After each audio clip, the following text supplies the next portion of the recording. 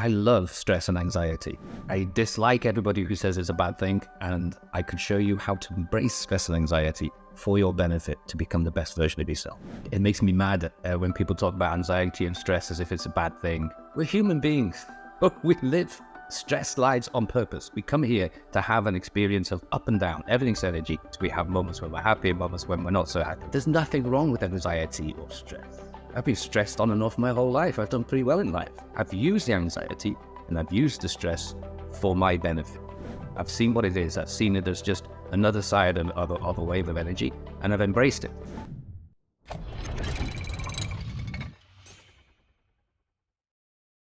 Hi, I'm Trevor G Blake, and I love stress and anxiety. I dislike everybody who says it's a bad thing, and I could show you how to embrace stress and anxiety for your benefit to become the best version of yourself. It makes me mad when people talk about anxiety and stress as if it's a bad thing, as if it's something wrong with you. How can you possibly be stressed? We're human beings. We live stress lives on purpose. We come here to have an experience of up and down. Everything's energy. It flows up, it flows down, it keeps on flowing. So we have good days and bad days. We have moments when we're happy and moments when we're not so happy. We have moments when we feel we can conquer the world and moments when we fear the world, And so there's nothing wrong with anxiety or stress. And that's what I hear from all these self-important, self-made gurus out there, that you've got to conquer that. Why? I've been stressed on and off my whole life. I've done pretty well in life. Okay? I've used the anxiety and I've used the stress for my benefit. I've seen what it is. I've seen it as just another side of a wave of energy, and I've embraced it. And so I haven't let the anxiety and stress switch me off from the world, which is what people typically do. They get into a stress mode and they kind of go sort of, oh no, and they switch themselves off and disconnect themselves. Whereas I'll be stressed and I'll think, okay, no, what's making me stressed? Calm down, take some deep breaths, sit down and think about this. And then I'll see what the problem is to me, and then I'll imagine the solution is already achieved. This is one of the tools and techniques I provide in the transformation experience. Everything we use our imagination before anything happens. Nothing can come into existence unless it's imagined first. We all know that. It's good to remind ourselves of that and say, okay, I'm feeling anxiety, I'm feeling stress, maybe feeling fear, because I'm imagining a bad outcome. Well, I'm going to sit down quietly and I'm going to imagine a good outcome. And you can do this as a bit of fun. You can think of something that really stresses you out. Then typically for everyone, it would be, credit card bill or something like that. So you imagine, oh, I've got so much credit card. Why did I do this to myself? So much credit card debt.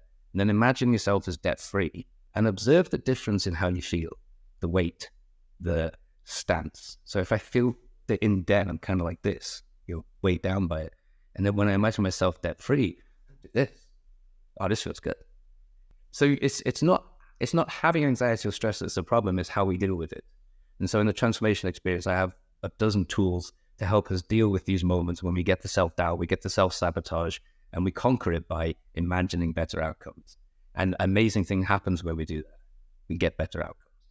So in my transformation course, my transformation experience, I have loads of people who come into this experience very heavily in debt and panicking about it in a large extent. And we work on getting debt-free, the tools and techniques, but also some real life, real situations of what you need to do to get debt-free. And when they become debt-free, every one of them sends me an email, and the email is always in capital letters. And it always says, wow, OMG, I'm debt-free for the first time since I can remember. And it's totally freeing. So that's how you remove the anxiety. That's how you remove the stress. And we do it with relationships, and we do it with health in the same way. I like to follow what athletes do. So I look at what they do, and I'm always pleasantly surprised and sometimes blown away by what they do. They use their nerds to their benefit. And you can read any biography of any successful, any iconic sports person in any sports genre, and they all say the same thing. They use visualization techniques to imagine success before they even start. They channel their nerds, the energy of their nerds, into their performance. They use it. I meditate. I take quiet time. I take time to get out into nature. I visualize success before I try to attempt it. It's all the same. I have 10 years working in a cancer hospital before I went into the commercial world, if you like. I'm also a cancer survivor. I was given 6 months to live in 1989. I noticed, and that was after I'd worked a decade in a hospital. When I worked in a hospital treating cancer patients, you get to know them over 6 to 8 weeks while they have the radiotherapy and the chemotherapy. And in the hospital I worked in, they typically have to stay in the hospital all that time in those days.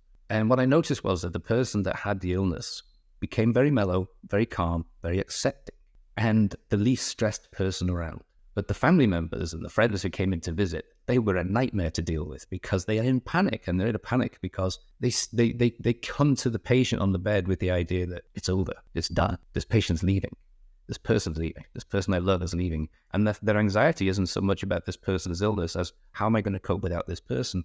And so we ended up providing more counseling to the patients and the support mechanism around them than we did for the actual patient.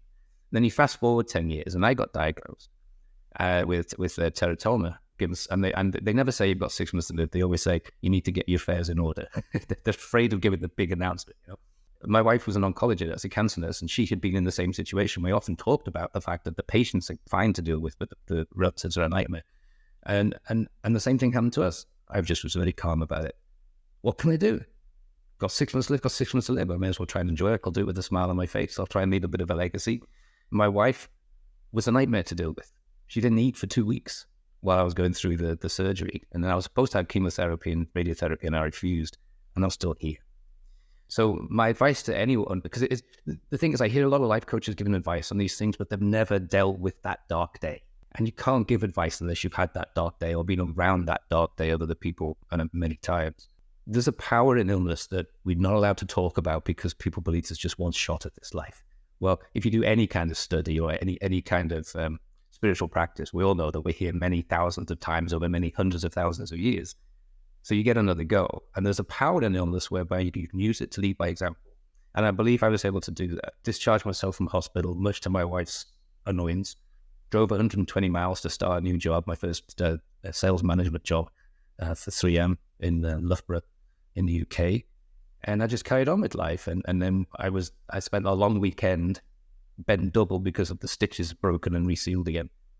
I told everybody it was a soccer accident. And I was so busy, I completely forgot about it. And here I am. So there's kind of a power. People then found out that I'd been ill during that time. And their response was, wow, so if I get diagnosed with cancer, it's not the end. It's just cancer. Because things, illnesses are just our body responding to something, an external threat of something, or to stress or something like that. It's not our enemy. We don't have to eradicate our own body in order to survive. We can work with it, communicate with it. And sometimes we die. Like my wife died in 2020. Sometimes the vehicle just gets too battered, it can't carry on. And those who follow me in trevorgblake.com, follow my podcasts, my Trev Keys, know that I've chronicled that whole process and spoken to my wife many times since. I've gone out authentically and I've said, she told me this. Let's see if it happens. And then it happened.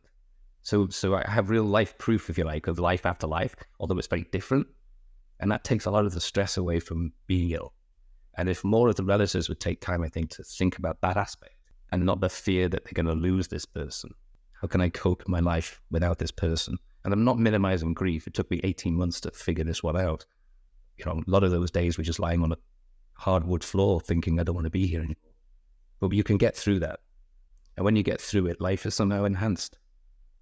Hard to explain, but that's how I felt. And I felt a great deal of relief when I was diagnosed with cancer and told I had, get your affairs in order, because the pressure was relieved from my shoulders of having to perform and produce anymore or provide for my family. I had credit card debt. I didn't care anymore. Nothing mattered. Everything I thought mattered. Everything in my physical, material life that was causing me any kind of stress suddenly seemed incredibly meaningless. And I felt the weight lift off me. And I've used that in my life ever since to say, don't put that weight back on. So I made every effort to get debt free after that. I made every effort to be the best version of myself. I kind of took on the persona of wanting to make my wife proud. Therefore, I want to be better today than I was yesterday and better tomorrow than I am today, even if it's just a little bit.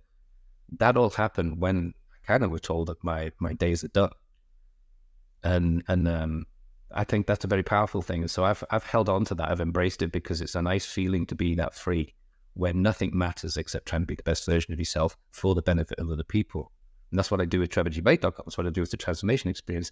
I don't do it because I need the money. I don't do it because I have to do it. I do it because it's the right thing to do, to lead by example in this way, to say this, It's possible to embrace any situation in life and use it to your benefit, and use it to free you to be the best version of yourself. The best thing, the best advice I can give to people is to go back to what was important when you didn't know anything. And that was, we went outside and we played. And so as an adult, what does that look like? Well, you can go outside and you can go for a walk in nature. You can hug a tree. You can dance around your dog. You can do all the things that you would have done when you were 4 or 5 years old and not cared what people thought about you. You can do that now because it doesn't matter anymore what people think about you. And so I sometimes think the secret is, as an adult, is to allow ourselves to play. And you can do it in different ways. I play a lot, but I'm lucky that my play is travel. I like to travel a lot. But I take a playful approach to it. Go somewhere I've never been before, do something I've never done before. And it keeps you young, keeps you healthy without a doubt. It's a journey to remembering the 5-year-old inside of us. And that typically that's probably the secret to everything. Secret to successful businesses, because I'm still a little kid from Liverpool and I still behave like one. It's definitely the secret to good health. I still work out, still play soccer. So, I still behave like a child when I can. Hopefully good child, responsible child, but still a child when I can, and as often as I can. And part of playfulness is a neurology term. Part of playfulness is curiosity. And so when we get back to being curious again, when we put this rectangular metal digital thing away and we become curious about the world again, then we start to play. And the more we play, the more we create new neural pathways. And with new neural pathways, we have the opportunity then to experience new things and learn new things and grow. And it's really it's an upward spiral, whereas this thing is definitely a downward spiral. I'm Trevor G Blake, and you can find any and all of my messages at trevorgblake.com. Before you leave, if you think the message you've heard in this video is really important for other people, you probably know a lot of stressed people, a lot of anxious people who are trying to conquer their stress, and for them to hear that they don't need to conquer it would be very freeing. So please share this. Hit the subscribe button for my next video, but also leave a comment, share it far and wide. There's a lot of people out there who think that stress is wrong, and it's so freeing to find out that that's not the truth.